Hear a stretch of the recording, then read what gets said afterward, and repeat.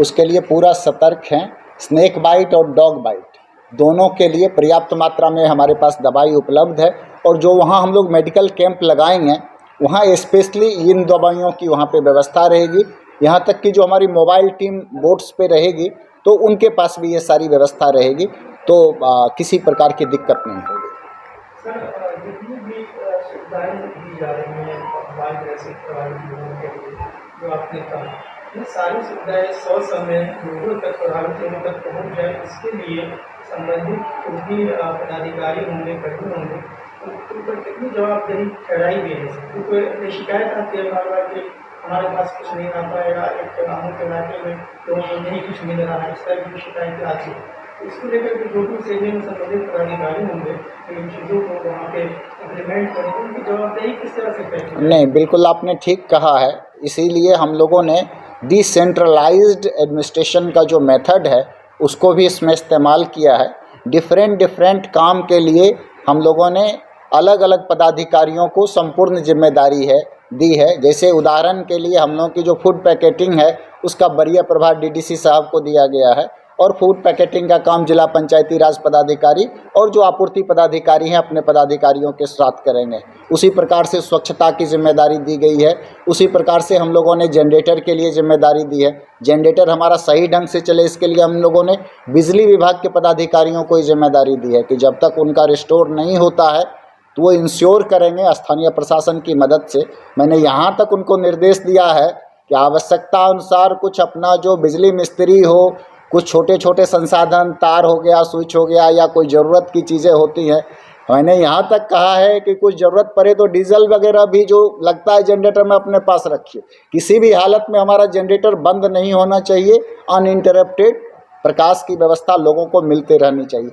तो हम लोगों ने हर काम के लिए अलग अलग पदाधिकारियों को जिम्मेदारी दी है, चाहे स्वच्छता का हो, चाहे चापाकल का, पीएचईडी का और पानी के लिए बात हो, चाहे साफ़ सफाई की व्यवस्था हो, स्वास्थ्य की जिम्मेदारी हो, पशु चारा और उसके पशु के इलाज की बात हो, तो सबकी रिस्पॉन्सिबिलिटी है। और हम लोगों ने कंट्रोल रूम भी बनाया है कि अगर कहीं से कोई शिकायत प्राप्त हो तो उसका तुरंत निवारण किया जाए। जैसे मैं आपको उदाहरण के तौर पे बताऊंगा कि आज ही मुझे सूचना मिली कि एक लोग अपना कुछ यूट्यूब पे बना करके दे रहे थे कि एक घर टेढ़ा हो रहा है, छत पे 3 आदमी दिखाई दे रहे हैं जो भभौल के ठीक सामने है। तो हम लोगों ने तुरंत एनडीआरएफ, हालांकि वो तो कह रहे थे एनडीआरएफ दिखाई नहीं दे रही है, जबकि एनडीआरएफ की टीम सुबह से काम कर रही थी। हमने एनडीआरएफ की टीम को भेजा और उनको सुरक्षित बाहर निकाल लिया गया। तो इस प्रकार से जहाँ से भी जो सूचना प्राप्त होती है हम लोग प्रयास करते हैं कि इमीडिएट उस पर एक्शन हो। और प्राथमिकता हमारी सबसे पहले है कि बाढ़ के इस जो हमारा आपदा है उसमें किसी भी प्रकार की जान माल की हमारी क्षति ना हो, और उनको एसओपी के अनुसार शीघ्र से शीघ्र हम लोग सारा मदद पहुंचा सकें। अभी तक किन्हीं पदाधिकारी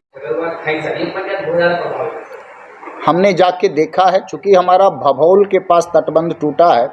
जिस समय टूटा था तो चूँकि ओवर टॉप होने के कारण, कोई पानी के प्रेशर के कारण हमारा कोई तटबंध नहीं टूटा है। ये पानी जब ऊपर सीमा को पार कर गया, ब्लैक टॉप यानी नदी का लेवल, हमने जो तटबंध की हाइट हमारी थी, जो रोड की हाइट थी, उससे 1.5 फीट के लगभग पानी जो है ज़्यादा हो गया। हम लोग 2 लेयर, 3 लेयर, 4 लेयर बैग्स डाल करके, मिट्टी के सैंड बैग्स डाल करके रोकने की कोशिश में थे। कहीं जहाँ डाला गया वहाँ रुका भी, लेकिन दूसरी जगह से पानी बहना शुरू हो गया। तो कई जगह पे 8-9 किलोमीटर का जो हमारा वो स्ट्रेच था, उस पर कई जगह पे, मतलब दर्जनों जगह पे वो ओवर टॉप करके फ्लो कर रहा था, और उसके कारण ये हुआ है। तो हम लोग सर फूड पैकेट में बाकी चीज़ें हैं, जैसे चावल है, दाल है, उसमें एक चीज़ और नहीं दिख रहा है, जरूरी है, जो सरसों का तेल होता है, इसकी बहुत कर सकते हो। नहीं, ये सुझाव आपका है, एसओपी में वो शामिल नहीं है। हम इंटरनली देख लेते हैं कि अगर हम उसकी व्यवस्था कर पाएंगे। अच्छा सुझाव है, कई बार बनाने में, खाना पकाने में लोग करते हैं, तो हम लोग उसको भी उसमें शामिल अगर कर पाएंगे तो करने की कोशिश करें। बिल्कुल आपने ठीक कहा है। सबसे पहले तो मैं बताना चाहूँगा कि हम लोगों ने पूरा माइक से अनाउंसमेंट करा करके, जैसे ही ये सूचना प्राप्त हुई, आपदा प्रबंधन विभाग के द्वारा राज्य के जिन जिन जिलों में नेपाल का पानी आने से बाढ़ आने की संभावना थी, सबको हाई अलर्ट पे किया गया और उसके बाद से लगातार माइकिंग की गई कि ये क्षेत्र प्रभावित हो सकते हैं, आप लोग ऊंचे स्थल पर शरण ले लें। और अधिकांश लोगों ने ऊंचे स्थल पर शरण लिया है। जैसा कि मैं बता रहा था कि आज एरियल सर्वे में भी दिखा कि गांव में अभी भी कुछ घर हैं जो ऊंचाई पे हैं, जिसके कारण उनके घरों में अभी पानी नहीं था। तो हम लोग बोट से जो जितना भी हम लोगों का ये है फूड पैकेट्स, जितने भी प्रभावित लोग होंगे उनके घर तक पहुंचाने का काम करेंगे। ये भी करेंगे कि हेलीकॉप्टर के माध्यम से, सॉर्टेज के माध्यम से भी फूड पैकेट्स को जहां आवश्यकता होगी वहां पहुंचाने का भी काम करेंगे।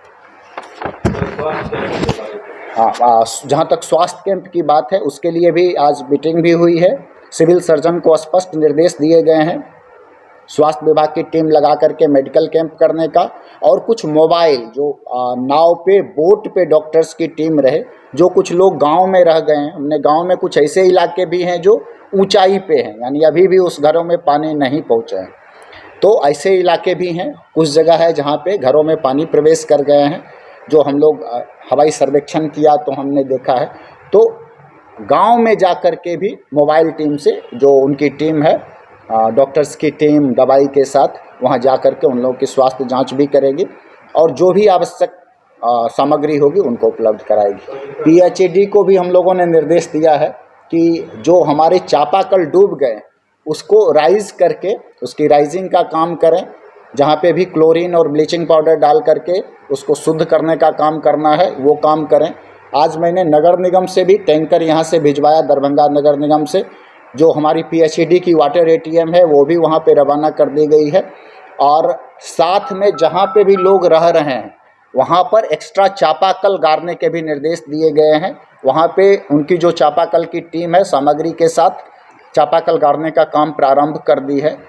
और हम लोग स्वास्थ्य और इसके साथ जो अन्य सारी आवश्यकताएं हैं, जैसे स्वच्छता का बिंदु है, शौचालय की आवश्यकता है, इस सब के लिए भी निर्देश दिए हैं। और स्वच्छता गृही जो हमारे पंचायतों में हैं उन सबको भी प्रतिनियुक्त करने के लिए डीडीसी दरभंगा को बताया गया है। कुछ गाँव है जो चारों तरफ से घिरा हुआ है, जैसे कि धरोरा पंचायत में वो है जहाँ पे सर चारों तरफ से सड़क बर्बाद हो गया है। आपने बिल्कुल ठीक बताया है। हम लोगों ने जो हवाई सर्वेक्षण करके देखा है उसमें कई सारी बस्ती हमारे हैं जिसमें चारों ओर से पानी आ गया है, कुछ घरों में भी पानी आ गया है, कुछ लोग ऊंचे स्थान पे शरण लिए हुए हैं, कुछ हमारी सड़कें भी प्रभावित हुई हैं जो दो बांध के बीच में हैं। तो जैसे ही पानी घटेगा तो सबसे पहली प्राथमिकता हमारा आवागमन को भी रिस्टोर करने का होगा। इसके लिए भी जो हमारे रूरल वर्क्स डिपार्टमेंट के लोग हैं उनको निर्देश दिया गया है। पानी घटते के साथ हम लोग सर्वेक्षण करा करके जो बिजली रिस्टोर करने का काम वो भी काम करेंगे। हम लोगों ने जो जनरेटर लगाने का निर्देश दिया है उसमें यह भी निर्देश दिया है कि कुछ चार्जिंग पॉइंट भी लगा दें, सो दैट कि अगर कोई आदमी मोबाइल है तो उसको चार्ज कर सके और उनका कम्युनिकेशन बरकरार रहे, लोगों से बातचीत कर सकें। रात से कुछ घर से कॉल आया अन्य जगह पे भी और हम लोग को भी आया, लेकिन उसका वो कहना था कि मेरे मोबाइल का बैटरी बहुत लो है और उसके बाद वहाँ से कोई जानकारी नहीं आ पाई जहाँ उस गाँव में चारों तरफ से पानी गिरा। जैसा कि आपको जानकारी भी है और मैं आपको बताना भी चाहूँगा कि जब बाढ़ का पानी बढ़ा तो कई सारे जो हमारे पोल थे, बिजली के खंभे थे, उसके तार जो हैं वो झुक गए थे। तो शुरू में हम लोगों ने ये व्यवस्था करने की कोशिश की थी कि बिजली लगातार रहे, लेकिन जब खतरे की स्थिति बन गई तो हम लोगों ने एहतियातन निर्देश दिया बिजली विभाग के पदाधिकारियों को कि अगर कोई तार, बिजली का खंभा पानी में गिरेगा तो करंट लगने से बड़ी घटना घटित हो सकती है। तो उसको बिजली को हम लोगों ने कनेक्शन काटने के लिए निर्देश दिया। और मोबाइल रिचार्ज नहीं रहने के कारण हो सकता है कि लोग बात करने में स्थिति में नहीं होंगे। अभी जैसे हम लोग जनरेटर की व्यवस्था करेंगे तो उसमें मोबाइल के रिचार्ज करने के लिए भी कुछ पॉइंट्स लगाने के निर्देश दिए हैं। ये बहुत अच्छा सुझाव है, अभी हम लोग इसको बिल्कुल शामिल कराएंगे।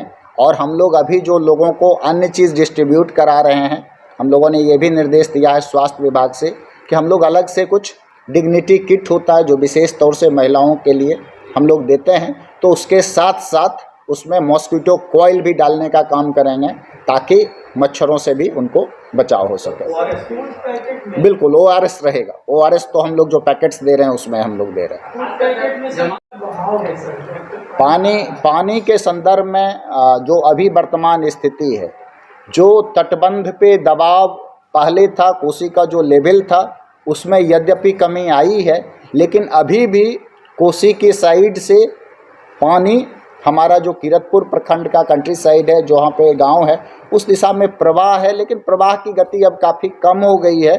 लगभग लेवल में पानी आ गया है, तो अब ज़्यादा पानी बढ़ने की संभावना नहीं है, जो एरियल सर्वे में हम लोग देख करके आए हैं, जिससे ये स्थिति स्पष्ट हुई है। पानी का प्रवाह कम होगा तो जल संसाधन विभाग को यह भी निर्देश दिया गया है कि इमीडिएटली जो उसका ब्रीच है, जो टूटा है, उसको भर करके फिर से रिस्टोर करने का काम किया जाए। और ग्रामीण क्षेत्र जो इंटरनल 8 पंचायत हैं किरतपुर के स्पेशली, और उनका जो टूटा होगा, या कुशेश्वर स्थान पूर्वी, चूँकि किरतपुर के बाद पानी हमारा कुशेश्वर स्थान पूर्वी की ओर जाता है और वहाँ भी हमारे कुछ लोग, कुछ पंचायत प्रभावित हैं, वहाँ भी जो डैमेज होगा उसको इमीडिएटली हम लोग रिस्टोर करने को प्राथमिकता में। सर पूर्वी जो है, जहाँ पे मनसाड़ा एक वहाँ प्राथमिक स्कूल है, उसके बगल में जो है कमला बांध रिश्ता है, तो उसके लिए क्या? नहीं, कमला का जो स्थिति है, हमारा कमला का तटबंध पूर्ण रूप से सुरक्षित है।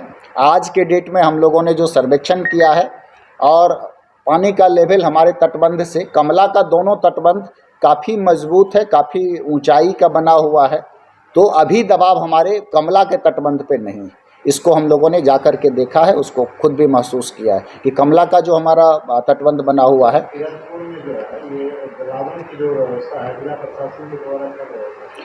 जैसा हमने आपको बताया है कि हम लोग कम्युनिटी किचन का अभी काम करेंगे। जिन लोगों के घर में जलावन नहीं है, तो एक जगह सामुदायिक किचन बना करके उन लोगों को खाना हम लोग उपलब्ध कराएंगे, और उसके लिए आपदा प्रबंधन विभाग का हमारा SOP है, और आज से हमारा कम्युनिटी किचन भी स्टार्ट हो गया। साथ में हम लोग जो फूड पैकेट्स है वो भी अवेलेबल करा रहे हैं। हम लोग वहाँ पर ये व्यवस्था भी करेंगे कि जहाँ कहीं जलावन, तो चूँकि पानी आ गया होगा तो सूखी लकड़ियाँ मिलना मुश्किल है, हम लोग गैस का जो ये रहता है, मैक्सिमम घरों में आजकल हम लोग वो इस्तेमाल करते हैं, तो उसके लिए कहीं कोई कमी नहीं है, हम लोग उसकी व्यवस्था भी करेंगे सब लोग। क्षेत्रों में जो स्कूल है उसमें पढ़ाई लिखाई, हाँ, पढ़ाई लिखाई के बारे में मैं आपको जानकारी देना चाहूँगा कि हमारे पास जो रिपोर्ट आई है उसके हिसाब से हमारे 94 विद्यालय जिसमें कि पानी आ गया है, उसमें तत्काल हम लोगों ने 94, उसमें हम लोग तत्काल अध्ययन अध्यापन के काम को स्थगित किए हैं, लेकिन उनका अन्य पर्पज़ से हम लोग इस्तेमाल करेंगे, आवश्यकता पड़ेगी। लेकिन चूंकि वहाँ पानी है तो वो जगह सामुदायिक किचन के लिए भी उपयुक्त नहीं है। तो शिक्षकों का सहयोग हम लोग, आपदा है, बाकी जो अन्य सारी चीज़ें हैं जो सामाजिक कार्य होते हैं वो काम हम लोग उनको करेंगे। लेकिन चूंकि वहाँ पानी आया हुआ है, वहाँ पढ़ाई नहीं हो सकती है, बच्चे वहाँ नहीं आ सकते हैं, इसलिए उन 94 विद्यालयों को हमने तत्काल अगले आदेश तक उसका अध्ययन अध्यापन के काम को स्थगित करने का। देखिए, जैसे हमारे जितने भी तटबंध है उसकी सुरक्षा के लिए एक गाइडलाइन है, SOP है, उसके तहत जल संसाधन विभाग प्रत्येक किलोमीटर पे एक आदमी को निगरानी के लिए प्रतिनियुक्त करता है। कुछ दूरी पे उनके JE को जिम्मेदारी दी जाती है, और लगातार इस बात की चेष्टा होती है कि हमारे तटबंध की सुरक्षा बहाल रहे। फ्लड फाइटिंग के लिए सैंड बैग्स बना करके रखना, ताकि अगर थोड़ा बहुत कहीं भी आवश्यकता होती है तो हम लोग उसको रोक सकें, उसको बचा सकें।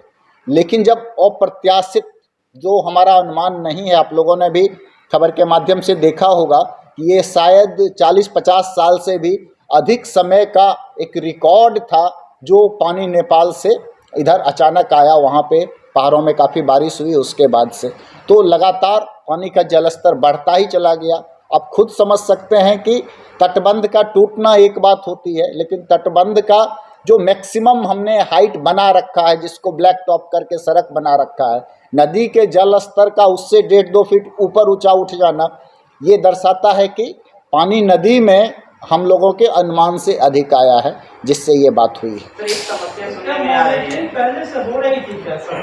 वैसे बांध जहाँ से पानी डब्बा है बांध को क्रॉस करके, वहाँ पर क्या पहले मॉनिटरिंग हो रही थी? क्योंकि बारिश पिछले 4-5 दिनों से चल रही है और ये खबरें लगातार आ रही थी तो नेपाल से पानी जो है इस तरफ आने की संभावना है, तो क्या मॉनिटरिंग हो रही थी क्या? नहीं, बिल्कुल आप ठीक कह रहे हैं, उसकी लगातार मॉनिटरिंग हो रही थी।